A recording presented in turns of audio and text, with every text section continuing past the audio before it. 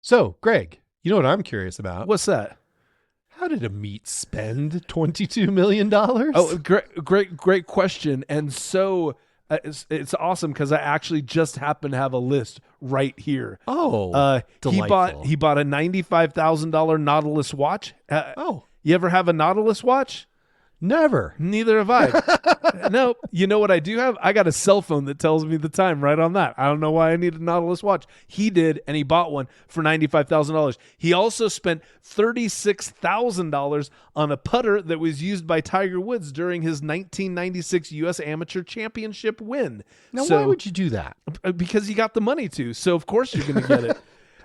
He bought, and this, I'll tell you, this lines up with a lacrosse player with an Adderall addiction and a gambling problem. He bought $2.1 million worth of cryptocurrency and NFTs because of course he would. Fantastic. Just part of the profile. He spent almost $80,000 on private jets plus tons of other money just on trips and vacations and VRBOs and hotels.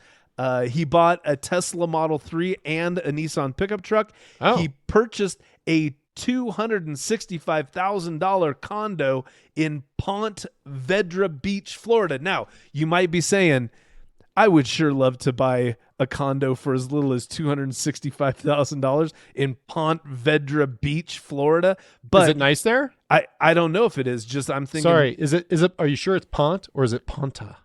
I'm going to say Ponte. Ponte Verda?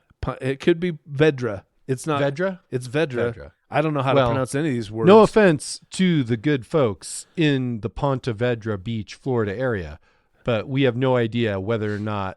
I don't know. Did you go on Zillow and look up condos in the area, Greg? I didn't, but I'm just going to say it's. I feel like you'd be hard pressed to find a condo for $265,000 right now. But also, he started this all of his stealing pre-pandemic, and housing price $265,000 sounds like a very reasonable price for a condo. Maybe right after the pandemic hit, and he was able to take advantage of lower housing prices, possibly. Yes. At that point, hard to say.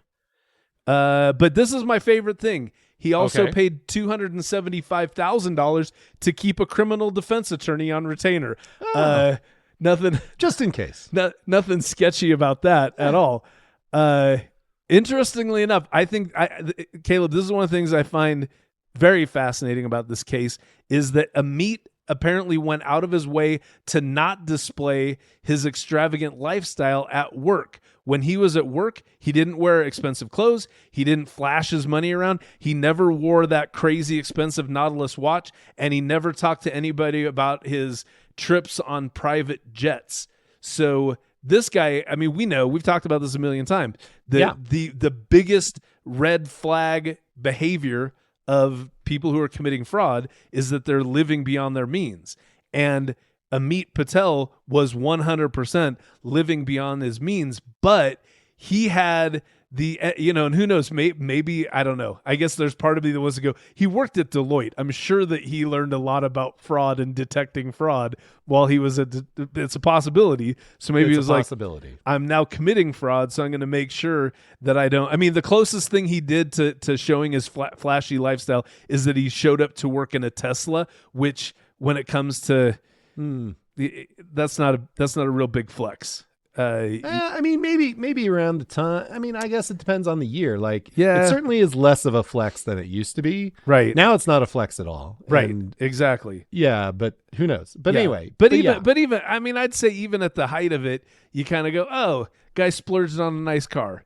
I mean, the guy's the fucking manager of financial planning and analysis. He probably makes a nickel here and there, fine. But like I said, he kept his lifestyle under wraps.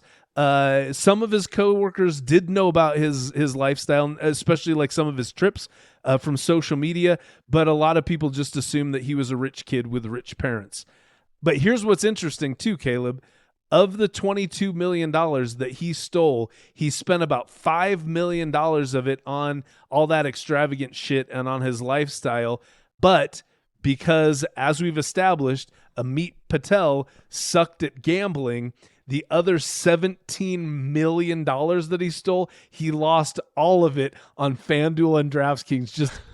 Just gone. Oh, so man. and Patel says that he stole this. This is kind of his explanation when all this stuff came down. Is he was like, hey, I stole that money because it was wrong, but I stole it to cover my gambling losses. And then I stole a bunch more to gamble in hopes of winning it big so I could pay everything back because, that always works out. We've seen every movie where people take the entire month's payroll and they take it to Las Vegas and put it all on red. And like I said, red always comes up. Always comes up. Yeah, without fail.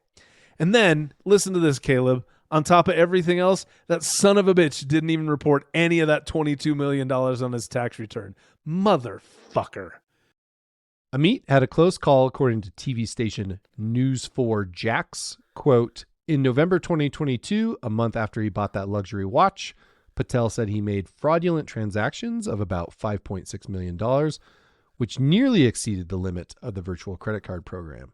To avoid going over, Patel requested a credit limit increase from the bank, and the limit was raised to $7.25 million.